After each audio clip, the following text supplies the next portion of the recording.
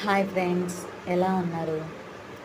మనం ఇప్పుడు daily use చేసుకునేదానికి hair oil ఎలా ప్రిపేర్ చేయాలో నేర్చుకున్నాము. అంటే మనం డైలీ చేసే ఆయిల్తోనే ఇంకొంచెం యాడ్ చేసి హెయిర్ ఫాల్ అవ్వకుండా డాండ్రఫ్ ఉన్న పోయేదానికి మనం చేద్దాము.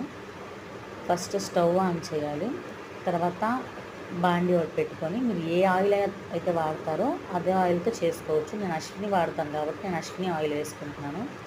తర్వాత వేపాకులు, తర్వాత మందారం ఆకులు, తులసాకులు, మళ్ళీ గోరింటాకు, కరివేపాకు, మందార పువ్వులు, మెంతులు, ఇవన్నీ చేసి కొద్దిగా లైట్గా అవి వేడవ్వాలి. తర్వాత అవి లైట్గా వేడవుతున్నప్పుడే దాంట్లో కొంచెం మనం బాదం ఆయిల్ అనేది అప్లై చేసుకోవాలి. బాదం ఆయిల్ హెయిర్కి చాలా మంచిదంట, కుదుళ్ళను గట్టిపరుస్తుందంట ఆయిల్ అనేది.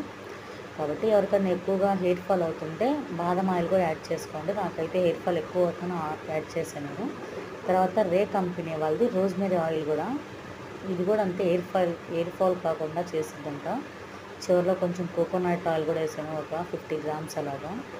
మొత్తం ఇవన్నీ సిమ్లోనే మరిగించాలి. అవి మరిగేటప్పుడు సన్నగా కట్ చేసి పెట్టుకున్న ఆనియన్ ముక్కలు, కలబంద ముక్కలు కూడా వేసి ఇలా సిమ్లోనే మొత్తం బాగా మరిగేదాకా కలర్ చేంజ్ అవ్వాలి. మనం వేసిన వాటికి అన్నిటికీ ఇలా కలర్ చేంజ్ అయ్యి అలా నొరగొచ్చేటప్పుడు ప్రాసెస్లోకి మనం తీసి పెట్టుకోవాలి. చల్లారినాక ఆయిల్ మొత్తాన్ని డైలీ హెయిర్కి అప్లై చేసినప్పుడు మాత్రం ఒక చిన్న బౌల్లోకి తీసుకొని అది వేట్ చేసుకొని తలకి బాగా అప్లై చేసుకుంటే కుదుళ్ళకు పట్టేలాగా మీ హెయిర్ ఫాల్ కానీ తగ్గిపోయింది. అలాగే